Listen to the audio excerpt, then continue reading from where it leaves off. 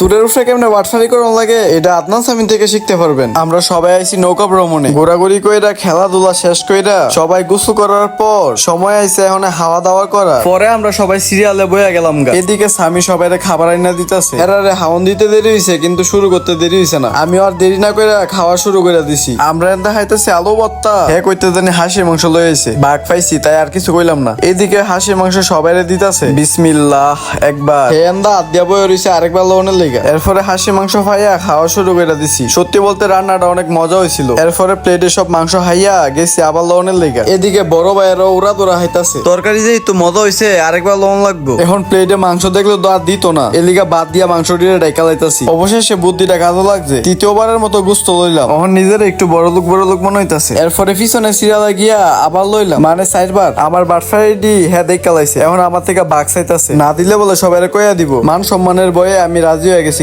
আমারে সহজ সরল পাইয়া সব গুস্ত লইয়া গেছে, মানে সুরের গরো ডাহাতি।